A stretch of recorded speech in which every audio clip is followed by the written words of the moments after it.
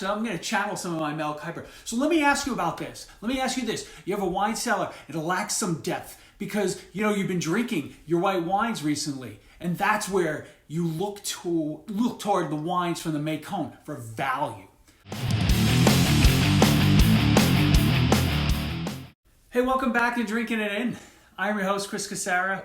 We're here to help you know more and drink better. And today we're continuing the series about Burgundy on a budget. Now, today we are talking about White Burgundy, specifically wines from the Maconnais area. So, I don't have another cork. For a bit of background, right? White Burgundy is 100% Chardonnay. It's widely considered among the best white wines in the world. But just like on the red side that we talked about in the previous episode, the problem is most of it is made in very small quantities, and the prices for the top wines, and just, again, Burgundy in general, have just gotten out of control and are out of most people's budget. What does one do when you're looking for a white Burgundy, but you don't have $100 to spend on the bottle? I think Macon is one of those regions that offers a lot of options. And I don't know, what was occurring to me now is, I don't know if it's just in the spirit of the upcoming NFL draft, but I feel like Mel Kiper would be great if he talked about finding value in Burgundy. He would obviously go at a different pace.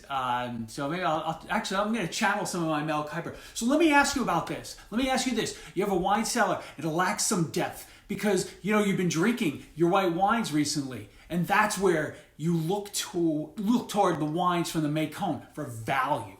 Pouilly Fuissee, Saint Veran. You can even go with a Macon-Villages here. Maybe like this one. This would be a great addition for 2 years from now. And it'll help you build out your organization or your cellar. All right, I don't know.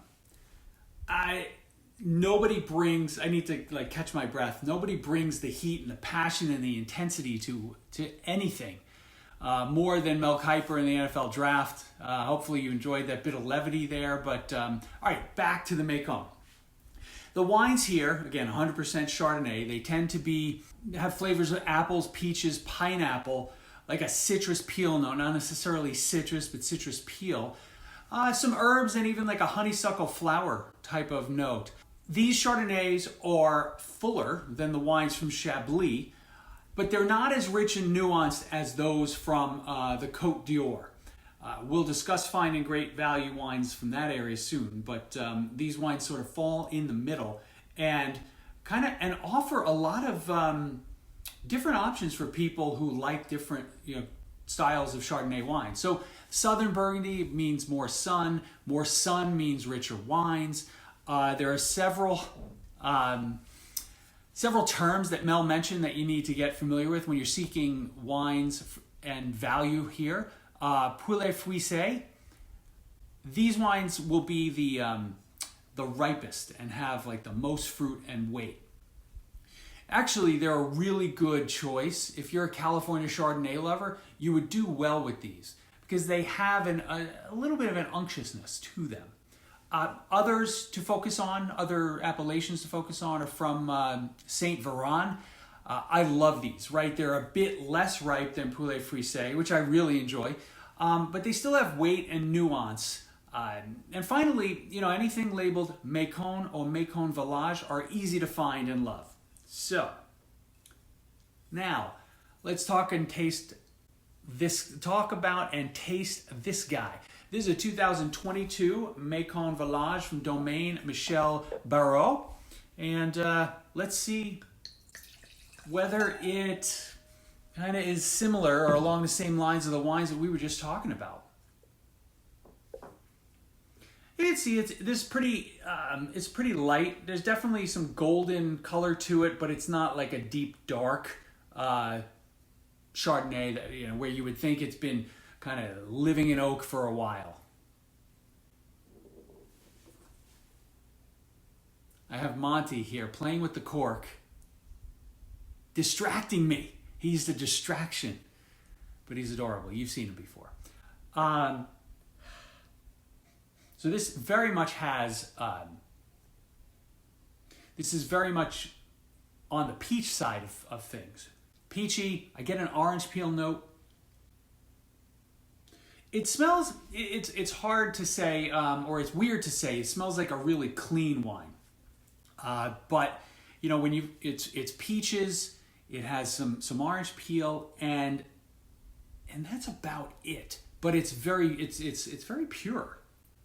And that's why, you know, these village wines, right, which are kind of, you think of them as the lowest level, or second lowest level. You have anything labeled Macon will be a broader, you know, from a broader geographic area. Macon-Villages are kind of that next level of the pyramid, and then you get into, you know, Premier Cru, Grand Cru, better appellations. You know, what's coming in now is almost a little bit of a toffee note, like a toffee caramel sweetness note. All right, I'm going to taste.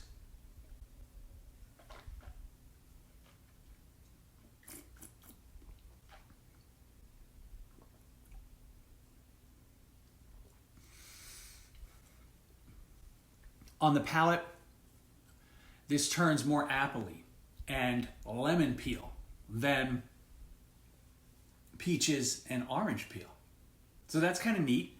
A little different than I was expecting. More tart, more acid in this one than I would have expected just by smelling it, right? Sometimes you can smell a wine and you can tell that it's going to be soft or it's going to be rich and not necessarily have too much acid. This one smelled like it would be on the richer side, but it's tart. I mean, it's not tart in a bad way. It's tart in a nice way. It's refreshing, and it has quite a bit of acid, so you could see this being a really nice match with some foods like anything that was fried, or maybe you had a little oil that needed to cut through.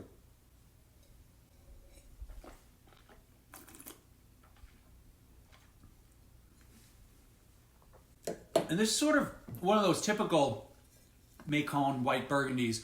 It's just an easy one to drink. I want to say this cost me $19, which is an amazing value.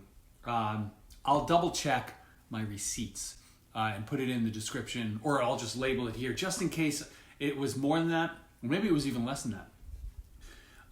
The back of the label's a little ripped.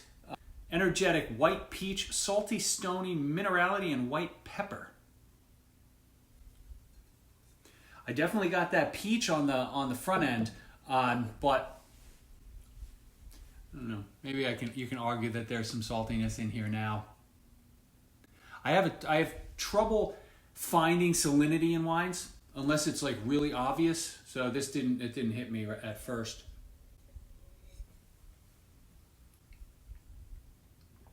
This is a good wine though. I would encourage you, if you see this wine, you could buy this. And, you know, especially if you're like a Sauvignon Blanc lover, or you're someone who just doesn't like too much weight in your Chardonnays, I think you'd appreciate this. And let's continue to try to find wines from Burgundy on a budget. If you missed the video I did on Bourgogne Rouge, I'm going to put it right here so you can easily click on it and have a look. And thanks so much for joining. I will talk to you guys soon. Cheers. Can't cheers with an empty glass, right? Cheers.